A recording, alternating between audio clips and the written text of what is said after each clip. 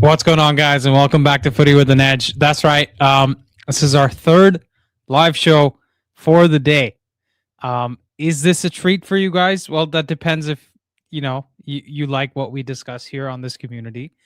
But the idea was, let me create a stream that allows more people in North America, whether that's Eastern time or Pacific time, and also some more people in the Far East, right? So whether that's India, Singapore, Thailand, those types of countries, right? Or time zones rather. And I know some people are going to be happy, very happy about this, particularly Raphael in Thailand, because this is going to be now a morning show for him. So Devo66 says, bro, working super hard to end the year strong. Absolutely, man. I'm here because I have seen how much you guys enjoy these shows, and I feel like it's super unfair for certain time zones to not have access to something like this. So this is a call-in show that allows some of the people that can't normally join to hopefully join as well, and that allows me to kind of,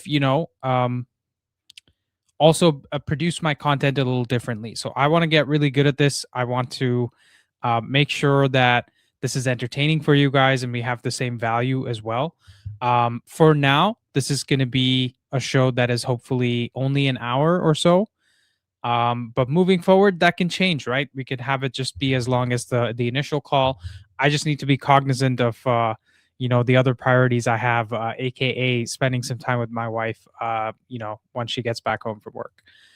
So hopefully you guys are excited about this, man. And I'm going to open the lines up straight away because we don't have to wait. We don't have an agenda today. I just want to hear you guys. And I just want to hear what you have to say. Pratya Biswas says, love from India. Love you, brother. Joao Tavares says, I won't stay for long. I'll watch the rest later. No problem, brother. I think you're in Portugal, aren't you? So absolutely. Bourbanator says, don't burn yourself out, Andy. You're a gem to the United fan base. No, this is actually the opposite, the Bourbanator. David, your name is, right? If I'm correct. I appreciate that, David, first of all. I think this is the idea here is to actually lessen the load on me, hopefully, on a daily basis by having these two shows. So we'll see, right? We're just going to keep iterating. I'm not trying to burn myself out. I'm definitely cognizant of that. In fact, I would say my previous schedule was burning me out a little bit with the number of videos I was putting out, specifically the produced videos. So hopefully this is a little bit easier for me to manage. Ed says, I'm drinking a mango lassi. Yeah. Well, you got to drop the E, bro, at the end. It's not lassi. It's lassi. That's what it is. How's it going from West Coast? GGMU. Absolutely. GGMU, bro. We have a smiling Raphael joining us. Yes, I get to wake up at a normal time to speak to you.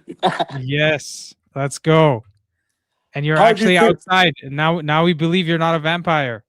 I'm in the countryside at the moment. I was kind of wanting to ask you, how do you see the tactics progressing? Like particularly Wolves aren't going to play the same way they did last time. They could probably. How do you see that? I saw a little bit of your other video on Wolves. Yeah. What do you think?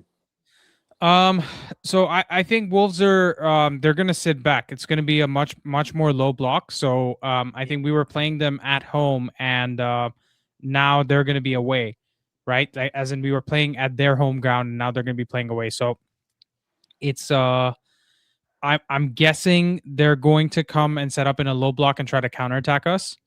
And they still have Hwang Hee-chan, who's a decent finisher. They have Aroko Dare, who's their striker. He's a decent finisher as well. So they've got some ways to hurt us on the counterattack. And we've talked about this before on the channel, like counterattacking systems much easier to execute, which is why I'm a little worried about us in the sense that with the players we have, how are we going to break down a low block?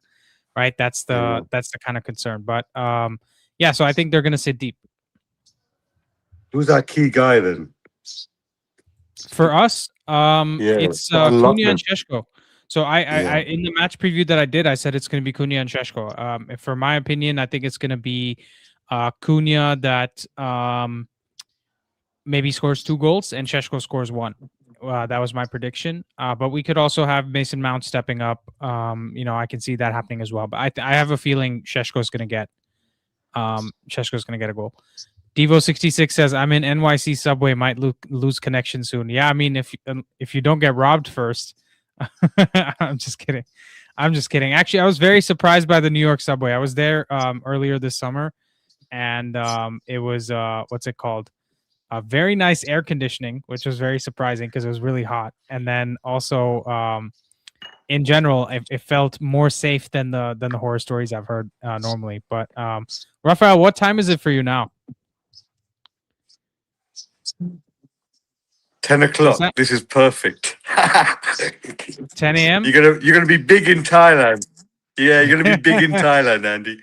There are some big. First of all, I know United are big in Thailand, anyways, right? Like lots of United fans in Thailand, and there's some pretty big like YouTube channels of like creators who like Thai creators who have like 70, 80, 100K type of subscribers. So I won't be surprised. I won't be surprised. But I think like India has a huge market, like Singapore, Malaysia, like everywhere, right? In that Southeast Asia in general has a huge United following. So this is kind of two birds, one stone because it hits that, and it also allows my West Coast friends to not have to join me at 10 a.m. every day because otherwise for them too, it's the morning show that I do here or the afternoon show that I do here is the morning show for the West Coast folks, right? So hopefully this is good for both sides. Wow. How do you see? I'm very fascinated now by what Amorim did with against Newcastle, and kind of thinking, which way forward is he going to go? I mean, of course, if there are new signings and AFCON and all that, but how do you see it? The future now? I mean, there's possibilities wise. You mean with the formation, or you're saying Yeah, like formation, the way he's yeah. playing. So I mean, I don't think the formation is a big thing because he's always moving in match. Yeah. I think the distinction is like when we say it's a four at the back, right? It's not that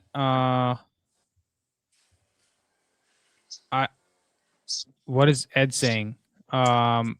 Shant is asking you Sawadee Ka. What does that Saudi mean? corruption. It means Okay. namaste. Okay. Hello. Is it in Hello, Thai? good Okay. evening. Yeah. Yeah. Shant's on the Google Translate. Oh, wonderful. Sabai Mai means how are you? Are you okay? Yeah, right. How long have you been in Thailand, Raphael? Since 2019. And where were you Yeah. before that? I was living in London. Okay, is that where you're originally from? Kenya. I'm African. Oh, very nice. Did you grow up in Nairobi then? Mombasa. Oh, Mombasa. You know where I first Yeah. learned about Mombasa? It's the Where? funniest place. Have you seen the movie Inception?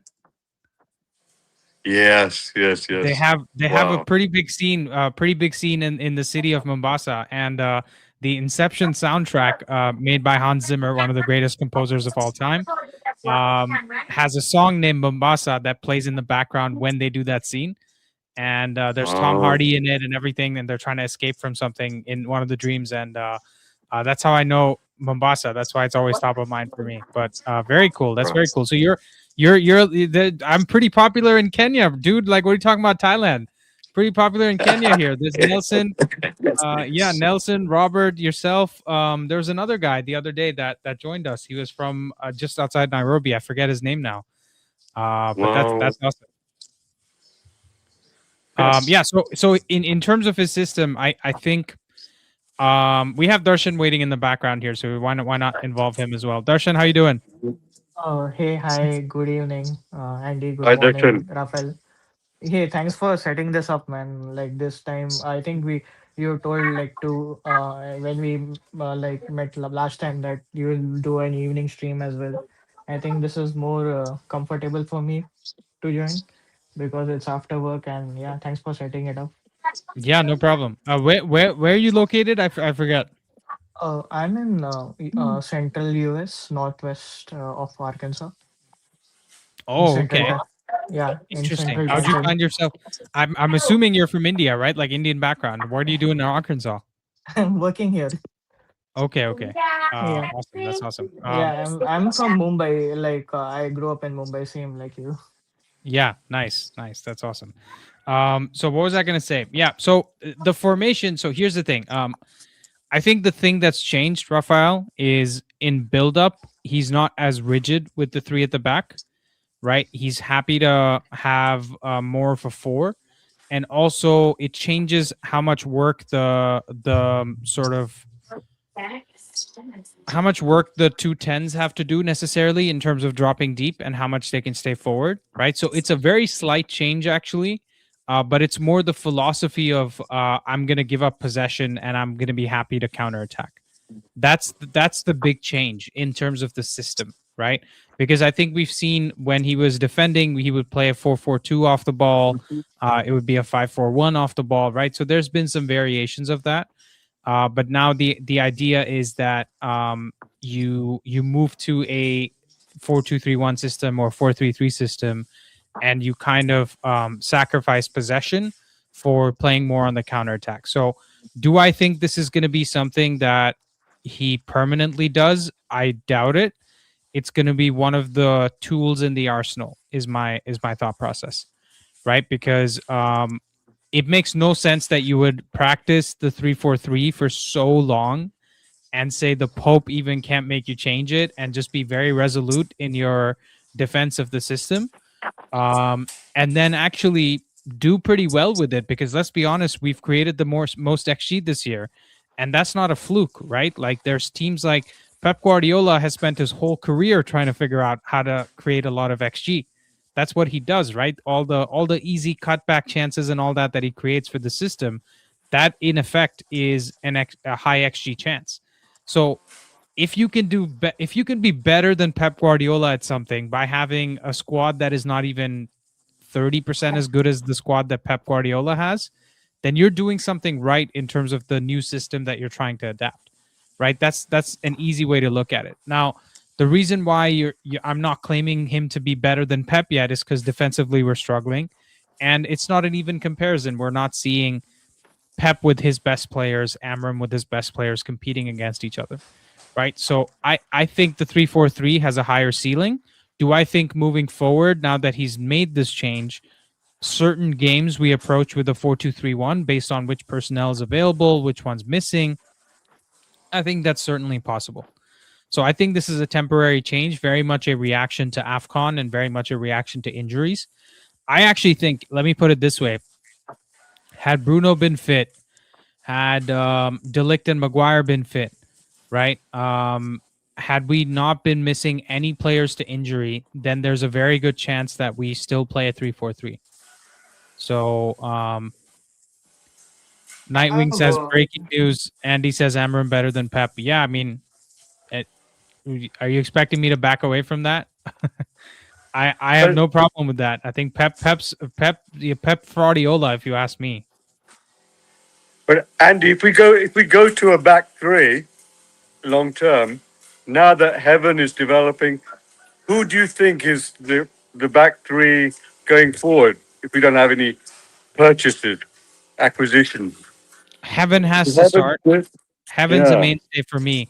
Heaven for me can play left center back, center back, potentially even right center back, right? And yeah, guys, whoever wants to join, please come join.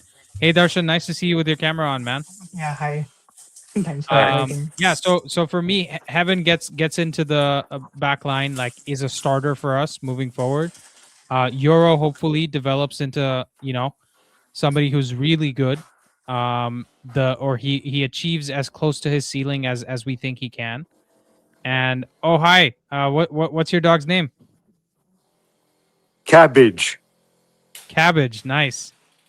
He heard his name. Yeah. Very cute. Yeah. So and then we probably need to purchase one center back, and I wouldn't be opposed to letting both Martinez and Luke Shaw go. And I say that purely because of the injury history. They're too injury prone. Like Martinez could get injured the next game, and then we're just going to be, holding our hands and our heads in our hands. So that would be my answer. Yeah. Darshan, go on. Give us your thoughts on the center back line and who you think is going to be. Well, who are our best center backs first of all to begin with? If you had to do a hierarchy. Right. So because of the injuries right now, it's obviously Martinez and Haven. I think, but that will change down the line. But going forward, right? Because Maguire, I think he came back to training today. Yeah. De Ligt is still out. So even if Maguire is back, right? Like I believe what Amorim will do is same like how he did with Licha. He will. He has been. I've seen that he has been very good managing the minutes of the players, right? Who have gone on injuries and have come back. And he has not like directly put them in a lineup, or he's managing their minutes, like giving them like 5-10 minute substitution to come on, or then maybe increasing those substitution minutes. And then after 3-4 games, I see that Licha started against Newcastle. I think same thing will happen with Delict and Maguire as well. So Mhm. I believe the starting pairing going forward, at least for next 6-7 games, will be Heaven and Licha, unless someone or both of them get injured. But going forward, if everyone is available, and everyone is fit and everyone is in peak match rhythm, I would, and I'm assuming we do play a three center back lineup, then it will be Delict on the right, Heaven on the left, and Martinez through the middle. Yeah. So Yeah. I that mean, was, yeah. I think Delict. So you said Heaven on the left or Heaven on the right? I will say Heaven on the left. I think what I like about Martinez is, yeah, of course, he is very good in tackling and everything, but his playmaking ability is very underrated, is what I feel. Yeah, He I actually think he might prefer Martinez on the left, Heaven on in the middle, just because of his height, and then on the right he might go with Delict. And again, my problem there is Martinez too injury prone, Delict seemingly just out with back problems. They don't even specify like what happened. It just says back problems, and so it's hard to say how fit Delict is going to be, right? So I think the biggest issue with our backline is not even quality; it's just injuries, right? Because Luke Mm. Shaw is too injury prone, Martinez is too injury prone, and we tend to forget. Like we get so excited with Martinez coming back every time he comes back into the team. We're like, oh, he's our best center back. Oh, he's good. He's our best passer. He can play in midfield. All these things. But then when he gets injured, he's out for like a year. It's not even like a month, right? Like the Sheshko injury. He's out for a year, and that's my concern with him. Like anytime you tend to get comfortable with him, it's like being in a toxic relationship. You never know when the next fight is gonna come from. I Uh think that's because of his playing, how he plays. yeah. Like he's very rash into the tackles and like very aggressive, and that I guess makes him get injured a lot. So But maybe I mean, I but don't but even he this seems is to yeah, uh, go for it. he seems to be more controlled though, no? Don't you think in the last match he's not rushing in? Do you think that's he's deliberately doing that to save himself from getting injured? I think old habits die hard, Raphael. So when you're looking at it, him doing a certain thing in 2 games, like how long is it going to take till he just switches the switch flicks and he just goes reckless again? But I actually don't even think it's a reckless thing. It's just some people are just unfortunately built in a way that doesn't really allow them to do the things they want to do, because there's other aggressive players that have been there before that are not as injury prone, right? Like you look at Paul Scholes. Paul Scholes used to dive like 2-footed, like kick somebody in the face, and he wasn't injury prone. You look at Roy Keane, very let's say very aggressive player who also, by the way, didn't take care of his body, right? There's like 4 a.m. drinking nights and all that. And he's still like he had injuries more later in his career, not early on. And then on the flip side, you have Kobe Mainu, who's not a very aggressive player, but he keeps getting injured. So I don't really think it's to do with style of play. I think it's just the way his body reacts to certain things. Nightwing says, I wonder if Licha tried to come back too soon last year, which led to the worst injury. Yeah, it's possible, but again, there's we can't look at the evidence in front of us and make a hypothesis that works backwards, right? Because there are so many players. I guarantee you. What is it that players say? Nobody plays without a niggle. Everyone is feeling something or the other. Do I think Declan Rice probably plays through injury most games? Absolutely. That guy's available all the time, right? Moises Caicedo, like all of these players that look like Iron Men from the outside. It's not like it's either you're perfectly injury free or you're perfectly injury prone. It's always somewhere in the middle, right? Most players play at 80, 90%, and they just, luck of the draw, whatever, the injury gods, the tendon gods, the ligament gods, whatever it is, they just kind of favor them, and I feel like this is a problem that we deal with certain players, and that's just how it is. Except Anthony Martial. Oh yeah, Anthony Martial, well, who doesn't play even at 90%. Yeah. I'm sorry. No, Yeah, I so agree. I mean, Martial was made of glass, right? Good player. Like I always liked when he played. A player I could enjoy in terms of his finishing was very underrated. One of the best finishers in the league. But we could never get the full change out of him, and that's a problem. Siddhan says Martinez is very similar to Inacio. He had his best playmaking center back doing long diagonal balls to striker and right cam. Yep, that's fair. Ed says Varane. Yep, Varane's a good example as well. But Varane, the thing with Varane is at the beginning of his career, till he was 27, 28, he didn't really have massive injury problems, right? But then again, I think Madrid doesn't sign center backs unless they're injury prone. So I think all their center backs are historically injury prone. Nightwing says Amorim doesn't have the luxury to play youngsters just to play them. One draw or loss renews calls for him to be fired. Absolutely. I think, listen, would any of us be surprised if we lost that Newcastle game? Right? Because the second half was squeaky bum time. Like I was literally sitting there. I wasn't even watching the game because my game has like a 2-minute delay from FOPMob that gives the live updates from the ground. And I was just waiting for full time to be called, and I celebrated before it happened on my screen because that's how nervous I was about the game. And so, we do need to get lucky. I will say that regardless of system, whatever happens, I will take a scammy, filthy, dirty 1-0 win against all the next 3 or 4 opponents that we play. I don't mind beating Burnley 1-0. I don't mind beating any of these teams. I think what really impressed me with Newcastle, I didn't like the play necessarily, but the fight was there. We really fought, right, as you said, right to the end, and it was that squeaky bum time. But I every game there's something positive I see in what we're doing. We're not the finished article, obviously, but every game, that one I was really impressed by the fight. Obviously, Dorgu, Heaven, Licha. But the fight was the most Raphael, I have a question for you, right? You strike me as somebody that maybe is a decent read on body language, right? And you tell me what you saw from Joshua Zirkzee in that game, and what do you read from his body language? Oh, Joshua Zirkzee. Oh, okay. First of all, it's a player I've really liked. I was hoping something would happen. He's got some skills that I think are delightful, but he appears really sluggish all the time. It's rare for him to have a sense of real energy, and I feel like, I mean, he's got to go.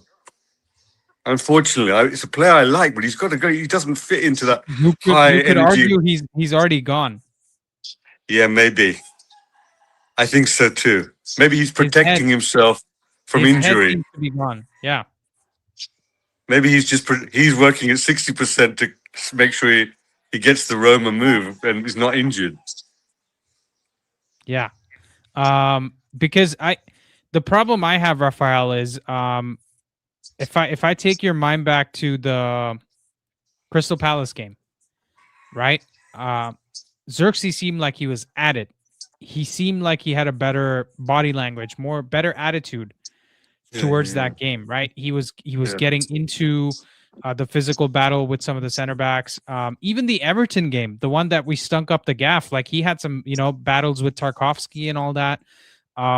In the Palace game, what impressed me was his link up play, right? Because I made the video about him being our best player in the first half, even though he actually got a lot of stick for that first half. And he was able to bounce back from it. And also last year, we had the Newcastle game where he got booed off the pitch, but he was able to bounce back from it. That game, when we needed him to come in, I think so. I'm going to go on a tangent here about how memory works, which is you tend to remember the beginning, the end, and the peak of any memory, right? So if you have a memory that's really happy, you'll remember how it started, how it ended, and what was the happiest moment of it. If you have a sad memory, you'll remember beginning, end, and what was the worst, like, least happy moment of it or whatever. And I feel like with Joshua Zirkzee, there aren't enough peaks for us to go back to, and we're going to No. remember how it ended, which is him doing that performance against Newcastle. That's the thing that disappoints me, because you should have somebody as a top professional making millions of dollars a year, somebody to speak enough sense into you to say, you know what, man, you're probably going to get out of here.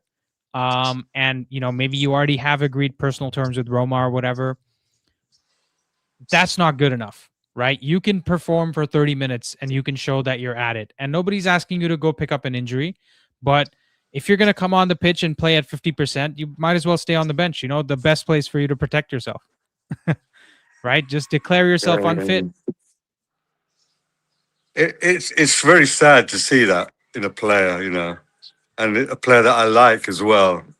It's very, very I sad. And you got to, even if you're leaving, you got to, when your team needs you, you've got to show something.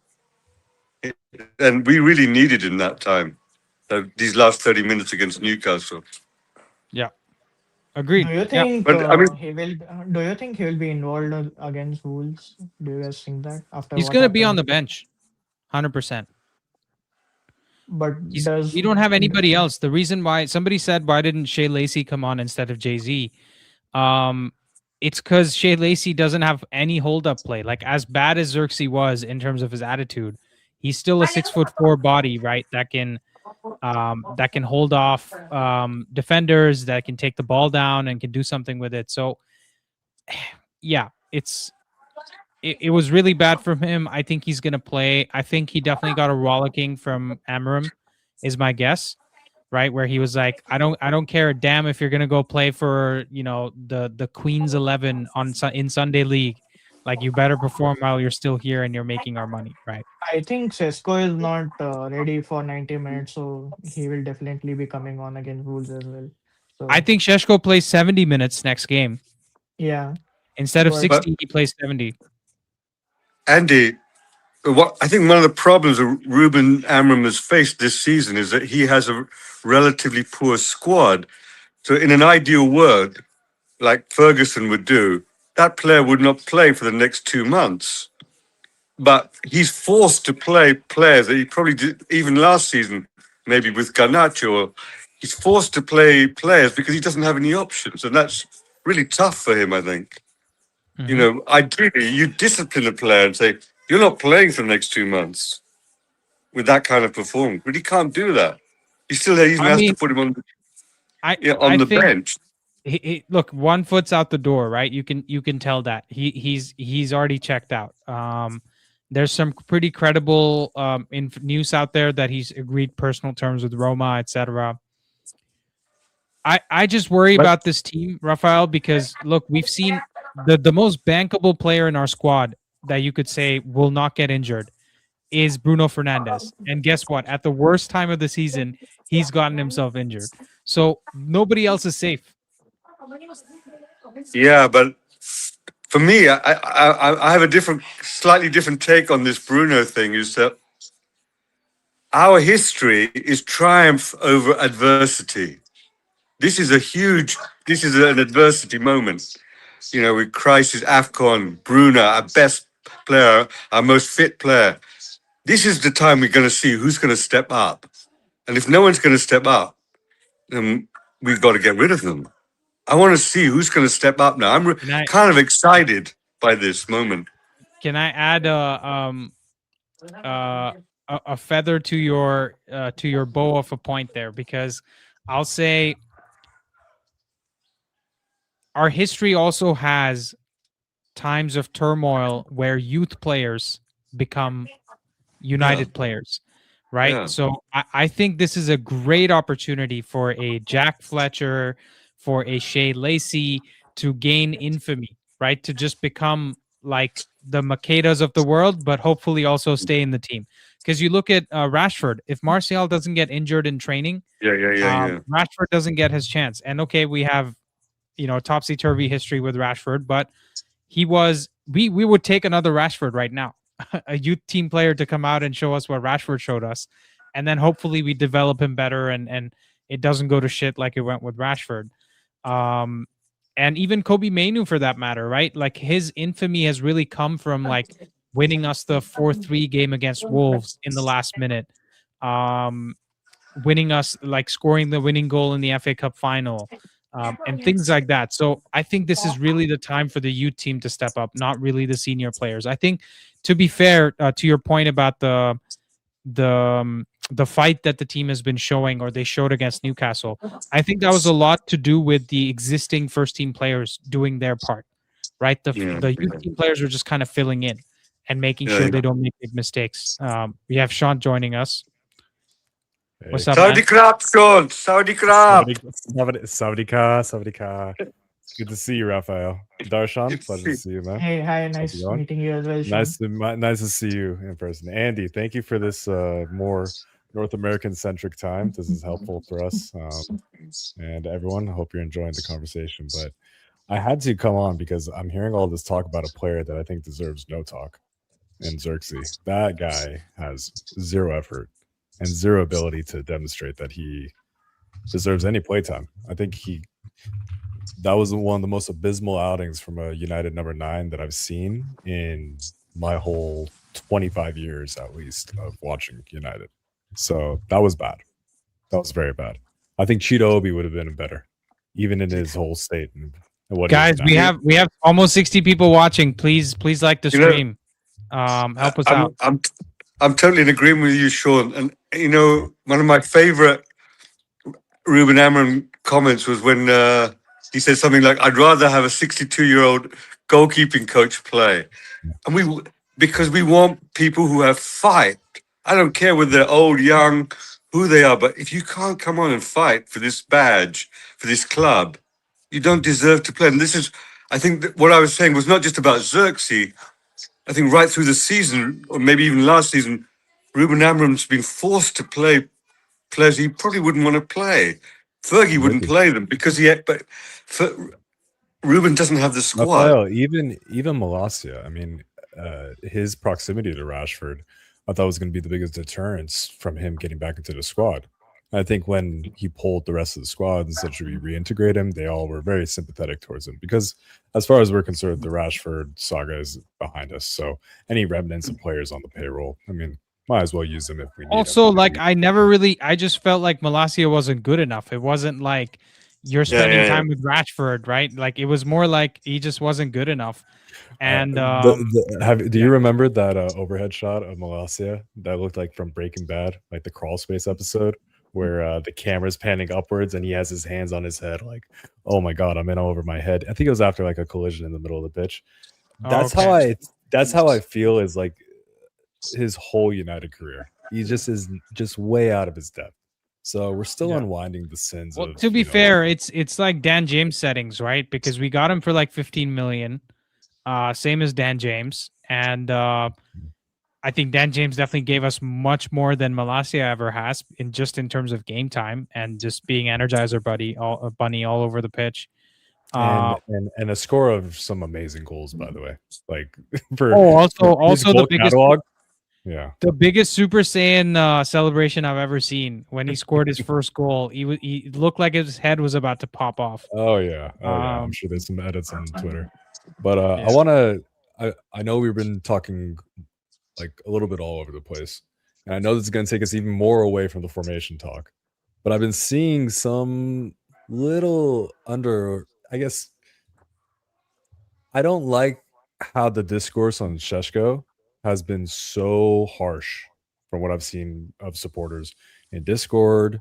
And I think a lot of these tacticos that are like trying to be so right all the time, we're having this very, very harsh and critical view of a guy that I think has shown so much ability, potential, and just overall fit for our system.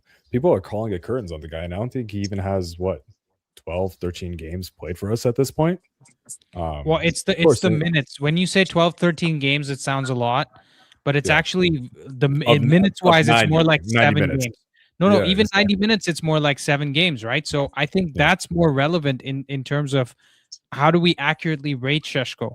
Because if this was 7 games into the season and he had scored 2 goals and had 1 assist, I don't think we're as harsh on him. Like We'd be giving 74, him the 90. same Voltamata praise, by the way, because Yeah. Voltamata, for all intents and purposes, I was expecting Berbatov regen, close quarter control, and just a guy that is just a freakish physical specimen.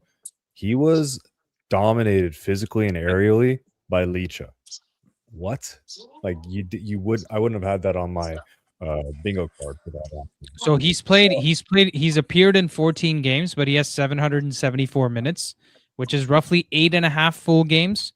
And in 8.5 games, he's given us 3 goal contributions, which And beyond that, so this is what I want to get aside from the GA talk. When you look at the skill set that he possesses, I know his aerial duel rate in the most recent games, the ones where he's had more of a bit part contribution coming off the bench or just getting subbed off, he's lost some duels. But at the beginning of the year, when he was at full fitness and when he was really giving us a focal point to start experimenting with, the players had difficulty getting the ball out to him because they had Rasmus Højlund, they had just totally wiped their whole confidence. When you sign off a player in your head and you're playing, like those routes that you're thinking of, you don't even want to send it into those channels, regardless of how many times they run the line, which is harsh for Højlund because as we saw in the preseason, he actually looked pretty good on the market, especially in that West Ham game, or was it the Everton game? Whichever one where like within the first minute hits the crossbar. So now that we have a striker that I think is has a much higher ceiling than Højlund ever had, and then 2 needs the protection, needs the tutelage of some senior leadership in the club. I don't think it was ever right to put him in that position to be the leading number 9 of Manchester United. However, we can't get ourselves into believing that Joshua Zirkzee is going to be some type of supportive force as a number 9 because he doesn't even know what his best role is. He likes the ball to be played at his feet. Can I tell you the biggest compliment I can pay Benjamin Sheshko? And this is gonna sound weird, but if you know your ball knowledge, which I think the panel here does, I think I've been very impressed by Benjamin Sheshko's link-up play to the point where I think he might actually be at Joshua Zirkzee's level. And Joshua Zirkzee, because I don't know if it's the hair or like what it is, like people fail to realize that he is world-class in terms of his link-up play. Right? He is elite in terms of how he can go from like defense all the way to attack, but finishing lets him down. Now, if Sheshko gives me 90-95% of Zirkzee's link-up play while being an excellent finisher, that right there is double the value of Joshua Zirkzee. We paid 40 mil for him, and Sheshko we paid 80 mil for. Plus, he's like, essentially a basketball player with a 40-inch vertical, right? So you can see why, like, in the player market, he went for 80 million. Like that was a fair price to pay for him. I still don't think that price is exorbitant. And even if you're looking at what you're paying for. So sorry, Raphael, you're going to say something. Yeah, no, I mean, I agree with you, Sean. I think he has a very high ceiling, and yes, the price will probably be worth it, I hope. But I feel like we have to take the context. historically, the number nine's been a graveyard shift. Even Ronaldo struggled. We haven't yet played to the strengths of a number nine. Yeah. I think once we do that, once we could get, I mean, just before he got injured, he was really showing some good signs, I think. And then he got injured, and now it's kind of starting again. And maybe it might take him a season to get there. And I think I have one point. once, I have one point. So we are ignoring yeah, one fact. One fact. Like we have signed three attackers this season: Cunha, Umbumo, and Sesko. But at every point this season, one of them or either more than one of them has not been available. mm, At the start, Cunha, I think Sesko had some injury problems, so he could not start the games. But once Sesko was available, Cunha got injured. Yeah. Then Sesko got injured. Then yeah. now Mbumo has gone for AFCON. So we have not seen these three play consistent run of games. I Yeah. think that's what our aim is, or when we bought them.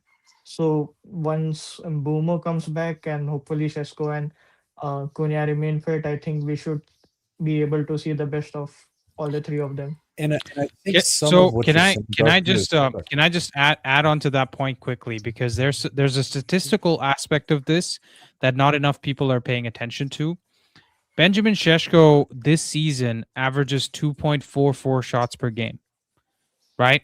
Per 90. Erling Haaland, who is the gold standard of strikers and has some overlap in terms of profile with Šeško as well, 6'5", right? Good in the air, like those types of things. Decently physical as well. Šeško's got much better link-up play. I think Haaland is the more aggressive player. Erling Haaland has 3.83 shots per 90 compared to Šeško. So that's a shot and a half per game that he gets over him. If you go and look at Harry Kane's best seasons, he almost always averaged like 4 to 5 shots per game. If you look at Ronaldo's best seasons, always got 5+ shots per game. So at the end of the day, it's a numbers game. And I feel like that last notch of Amorim's 3-4-3 or Amorim's ideal system is getting a lot more shot volume towards the striker, which we're yet to do, because So that's what Gyökeres we've got a seen in high shot yeah, volume at I was Sporting. going to say we have the data in the past to support that 100%. And I think that's where the difference is between a manager that has total control and direction of how his players play versus one that you've seen like Amorim on the sideline, kind of losing his mind, like make these simple routes, these simple passes that play more akin to the 3-4-2-1. Because having those players not be available, to your point, Darshan, has made it so that Mbumo has kind of reverted into that Brentford type of, oh, I'm the main man, I need to start getting more shots off. Cunha has started thinking into the main man at Wolverhampton. I need to just dribble through 5-6 players, pull off something just ethereal, get the whole crowd going. Whereas the 3-4-2-1, those wide players and those wide tens are still going to be having a focal point for that final ball to support that number 9. So we've still not seen the quintessential 3-4-2-1 goals, even though we've seen the chances created out of it, which is more of a testament to the idea that the 3-4-2-1 is just the next evolution with regards to how world football should be approaching and viewing this new meta, because we're getting back to that technical ability. And just one other point, because I've been waxing lyrical about Pep today, and I don't know what's gotten into me, but when you look at how he plays, so especially in that Forest game, and it just blew my mind open. We're talking about the Portuguese center back, right? Yeah, I wish. That, by the way, what a player he would be for us, huh? Head loss merchant, bro. You're talking about give Leach a run for his money. My goodness. Yeah, seriously. No, but like when he plays with his so in possession, there were sometimes 2 at the back, maybe had one holding midfielder, and it was like a 5-2. So you had 2 players in the most advanced positions. You saw Reinders do it. Sometimes you'd see that interlink between Cherky and getting it to Foden. But at the end of the day, Haaland was still the sole beneficiary of the routes of attack. And that for me shows a lot of wisdom, a lot of poise, and that just like if you're looking at basketball, I know Nightwing's a Lakers fan.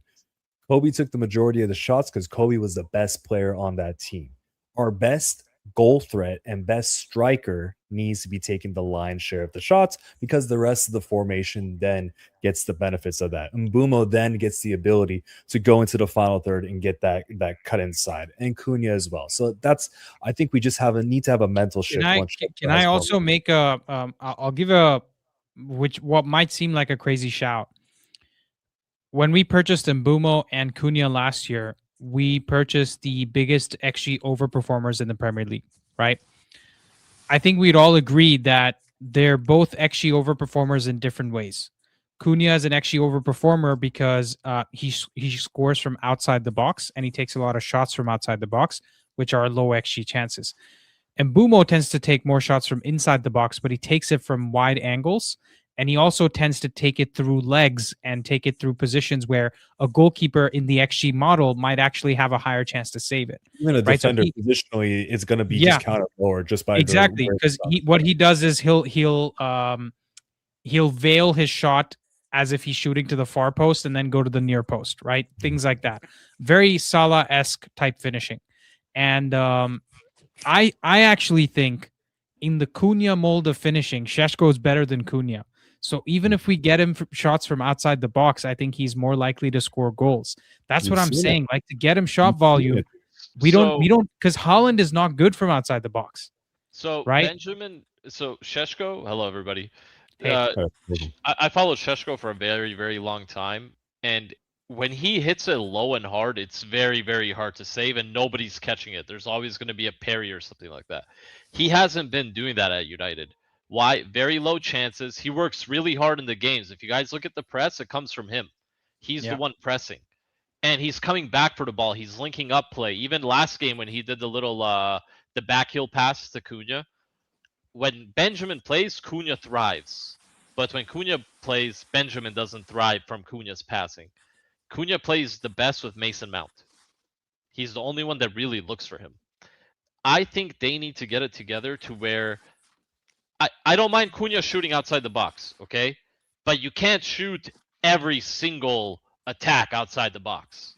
No. You know what I mean? Look for your players. Because there was one time we had a counterattack when Benjamin Šeško was coming on the left-hand side, and he was faster than everybody. Like, he started sprinting up there, and then Cunha dribbled in his way while Benjamin was running. And it's like, why are we doing I remember that. Yeah, I remember that. But it's like, we have such a physical specimen in a human being that's working really hard, no ego, that could literally score from anywhere. Like, the guy could just come up with a goal from out of nowhere because he's good with left and right foot, and he has really high shot power. Go look at the highest shot power in the Bundesliga. Dude, I saw his goal from long range. I think it was a left-footed shot from outside the box. That I've never seen anybody strike the ball and it goes in that type of trajectory. You know what I mean? Like, it was I would want to say it's like Ronaldo-esque, but even Ronaldo's shots used to dip differently because he would try to get his body over the ball. This guy's just 6'5". With it just zero seems like the ball is too foot, small. by the way. Yeah, he doesn't need a lot of slaps backfoot. it. Because when he hits it, he never follows through with his shots. He hits it, and it comes to a dead stop, which you get that unpredictability with the ball when you hit it that way, right? Because it does come off your foot a weird way, and the ball is swerving and moving all the time. And his shot power is incredible. We need to let also, him you don't get the ball rising too much because the backlift is what gives you the rise in the ball too much, right? Yeah, he doesn't lean back ever when he shoots. I imagine in training, he's actually a decent free kick taker as well, based on his technique. Yeah, anyways, I think Šeško, it's a matter of getting him more volume. I heard a very interesting nugget from Talk of the Devils. I think Carl Anka was talking about this, where he said Matheus Cunha has an unsure first touch, but he has an aggressive second touch, right? Which is he'll very often take the first touch that gets him into trouble, and then he'll attack the ball like, I'm going to win this, and go into the second touch. And because of that tendency for him to be like, I am minimum going to need 2 touches to get this dribble right, he's always half a second late in releasing the ball or tries to do more with his dribbling because he's almost committing himself into dribble out of this or nothing. You know what it is? When you establish bad habits and because you're so talented, you can get away with it. That's what Cunha's done. And that's part of the reason why I brought it up in the past live streams. I love Cunha. I think he's technically very brilliant, and he's like a magician that would really thrive in a free role.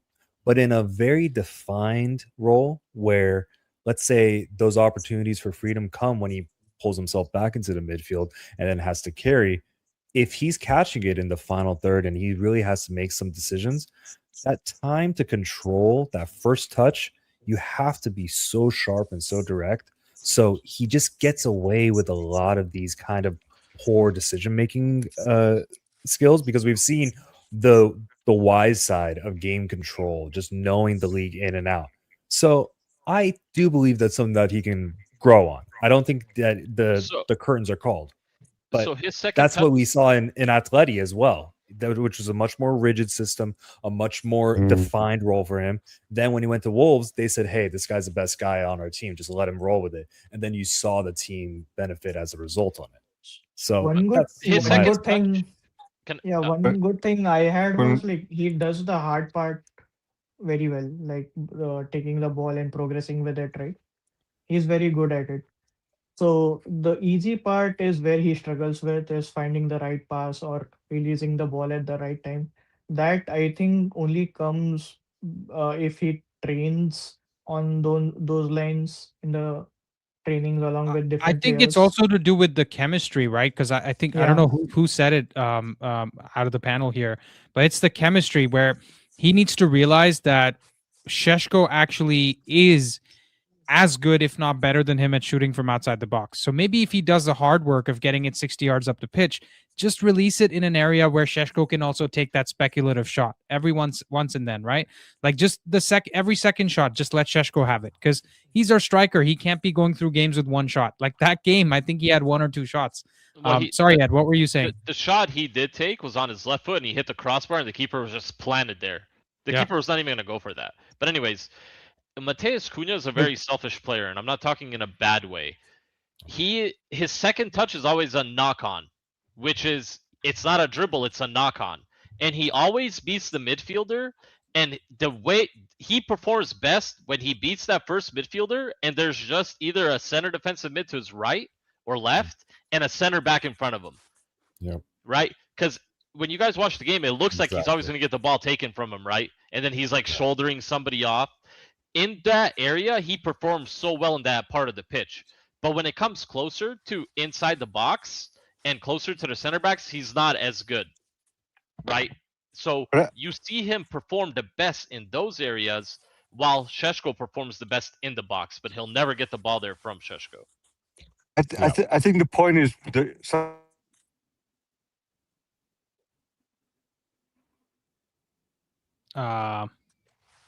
Okay, I thought it was just me. somebody Raphael, said earlier on.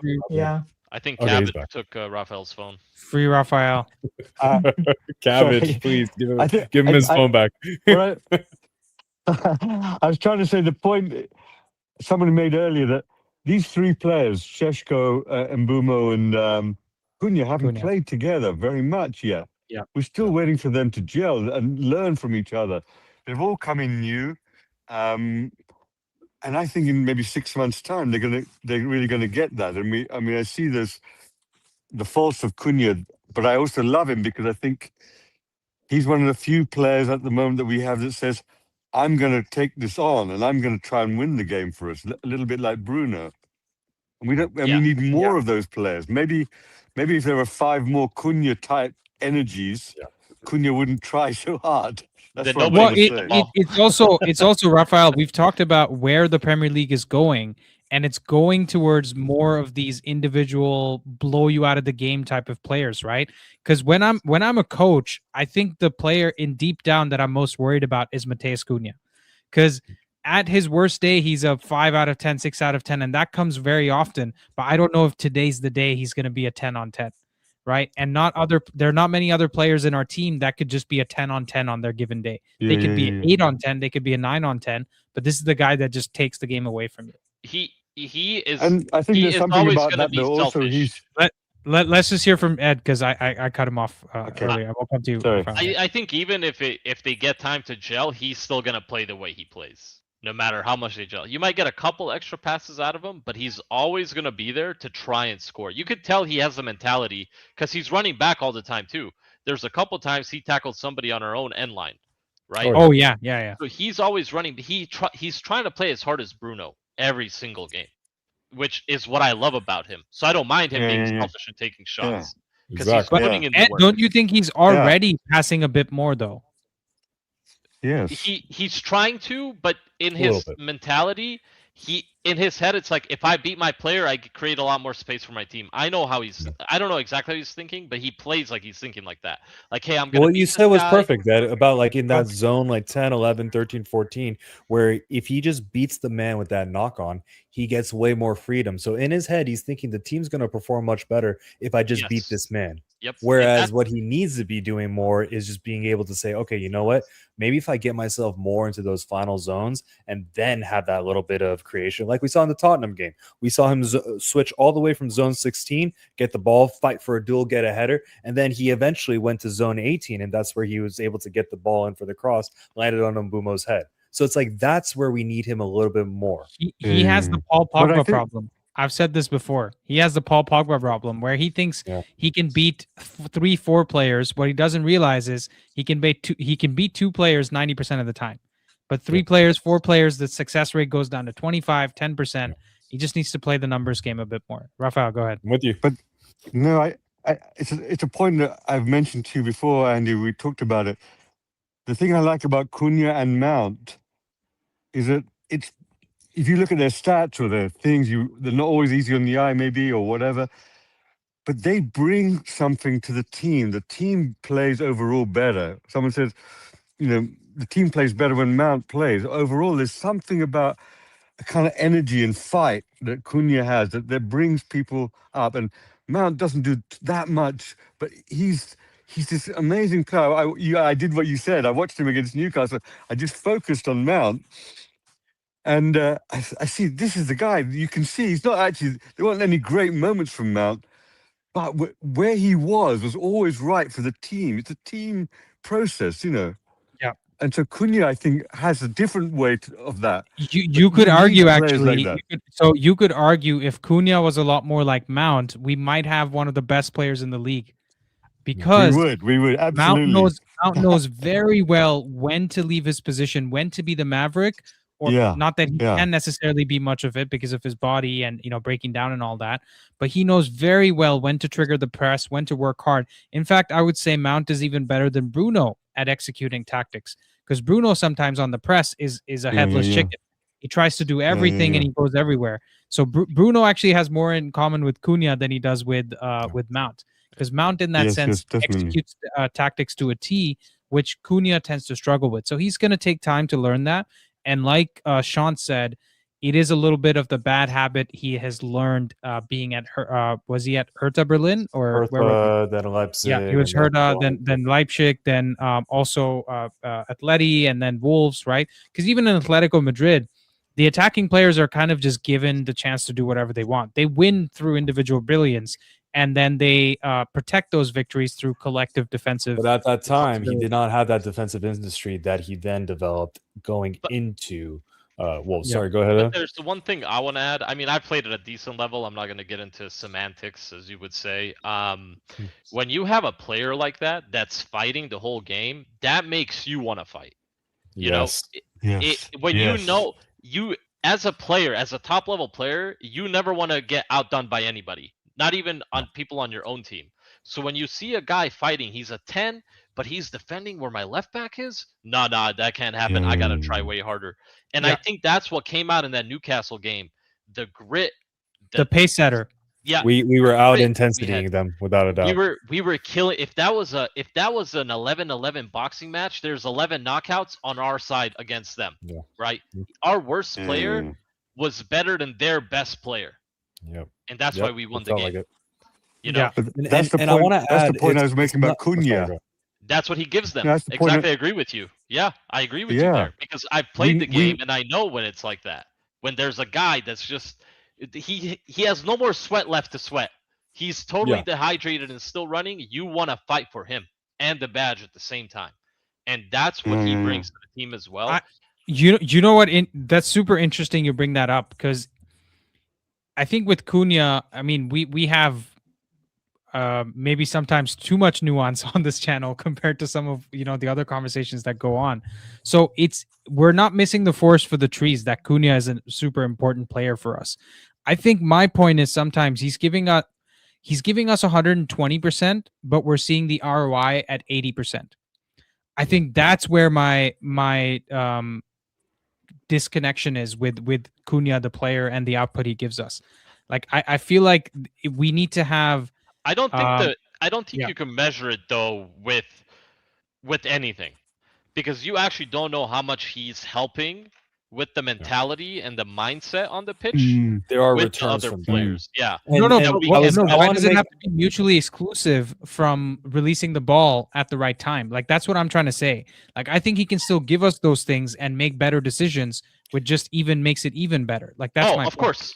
But Yeah. the thing is, the type of player he is, even if he plays with us for 5 years, I don't think he's going to change how he plays. I don't think we want him to change. So there will be frustrations with him for his whole United career, I think. It's There's like also going to be times Gattuso. where he does release. Yeah. There's also going to be a time where he does Or even release like the ball. Rooney. There's times when Rooney was super head down. He would be driven by his blind rage. And you kind of want to feed off that energy. And I didn't want to dominate. Yeah. But I think it's no surprise that we put in our best physical battle and shift in a game when the team had Licha in the pitch, it had Cunha on the pitch, it had Ugarte on the pitch, and it had Mount for the hardest workers in our team. Well, let's not forget Dorgu and Dallo as well. Those guys always win their goals. Yeah. So Dorgu to me was spectacular. Dorgu had a game where anybody that had said any bad thing about him needs to Take it all reassess back. how they feel. In fact, I he want to was do the that guy. live. Andy, I messaged you Me. something about your video that I want to take back That's me. here on live, where I told you, what are you making this video for, sort of thing.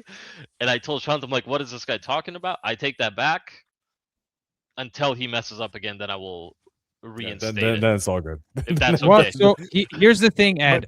When I make these videos, this might surprise you. I haven't seen the future, but for some reason, like some of the things I've said have come true. And with Dorgu, that's what I'm saying. Like in fact, the last clip of the Dorgu video that I did after that game was him in the 97th minute driving us up the pitch, which is what normally Cunha does.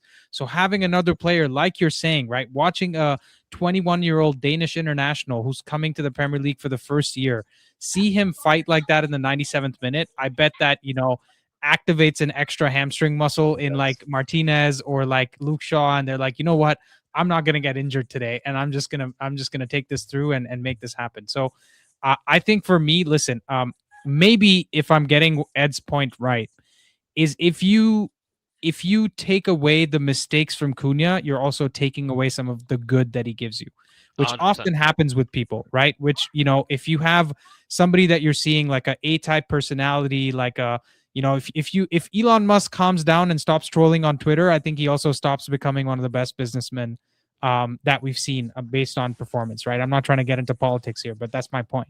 So I think maybe that's what it is with Cunha a little bit, which is he may never be a really good decision maker in the final third. But if he does become that, maybe he loses some of his fight because he starts thinking a different way, and you take away some of what's good with him as well. But guys, on that note, I have to end it here because my wife is actually home. It is 11 o'clock, but we'll keep these shows going, and Raphael is grateful. And I'm sure some of the West Coast, the Westies, are also happy that we're doing it at this time zone. Go ahead, Raphael. Andy, you don't know how hard it is to be up at 3 a.m.